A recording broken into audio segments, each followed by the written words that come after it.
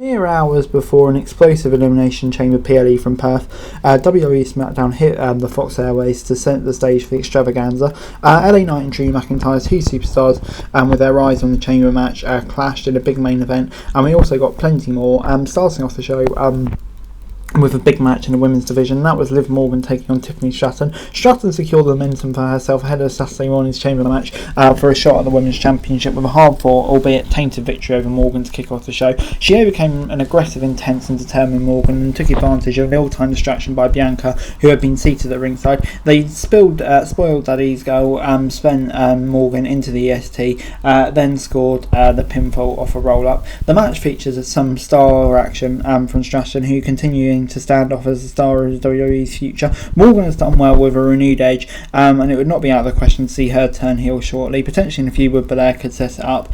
So yeah, I thought this was a good start to the show and gets 6 out of 10 from me. I can kind of see where it's both going in both characters' directions. Backstage, Lashley interrupted Drew and reminded him about their match at Mania 37. The Almighty, of course, defeating the Scottish Warrior, ruining the latter's dream. McIntyre set the bar for his win at WrestleMania, heightening the stakes, and great stuff here, you'd have to say, before Bron Breakker made his SmackDown debut, and it was a one-sided match against Dante Chen. Breakker decimated the outmatched competitor, ultimately driving the air out of him with a spear. This was exactly the sort of uncompetitive squash match it needed to be. Breakker looked like a world beater and the crowd responded favourably to it, and one of the most anticipated arrivals on the main roster concluded with a vocal point standing tall with an impressed audience, so you can't really ask for much more than that. 6 out of 10. Before it's time to Bay and Pete Dunne taking on Dom and JD. Tyler and Pete will challenge the Judgment Day after picking up the win here, and they sent a message for the reigning champions. A very good high energy tag match with the number one contenders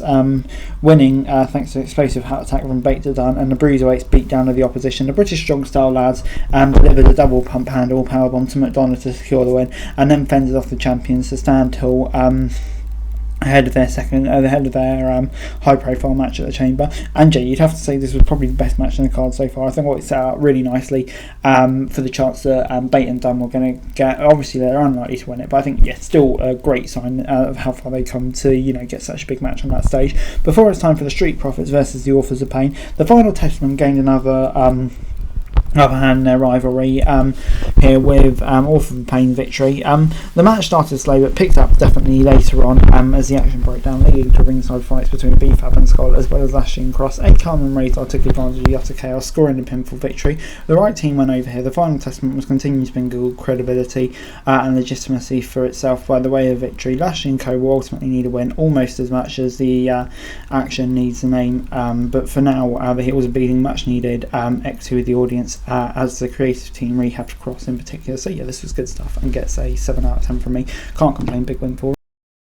In the main event, we saw LA Knight take on Drew McIntyre, and yeah, hotly contested matchup that ended in chaos as the 6 men involved in the Elimination Chamber brawl to close the show. The match itself rolled along until McIntyre tossed Knight into Kevin Owens at the commentary position. KO laid hands on the Scottish Warrior, drawing the DQ finish. Cue the brawl and the exchange of finishes between the competitors. An appearance from Lashley, clearly not hurt enough to miss the Chamber match, and an RKO out of nowhere from Orton to close the show. The match was fun, but yeah, it's a shame they didn't definitively do it, and obviously most of the hype was towards the Chamber match, understandably. An emphatic exclamation point to the broadcast, if nothing else. So yeah, I'd have to say, on the whole, it's a pretty fun main event, and hopefully those two get to run it back at a later date. So yeah, on the whole, I'm going to give it a 7 out of 10. And overall, SmackDown this week gets a 6 out of 10 from me. I think, yeah, most of the build had really been done for the most part leading up to this. So yeah, it was all about just getting those last bits in place ahead of the show, and I think WWE did it pretty well, to be fair to them. Wasn't a huge amount to it, but I thought it was a decent enough show. 6 out of 10. That's it for this video. Thanks very much for watching. Remember to like, share, subscribe, follow us on our socials, link in the description below for daily wrestling news, meme and content. Subscribe to our other channels on screen right now, that'd be greatly appreciated. Thanks very much for watching. Peace out.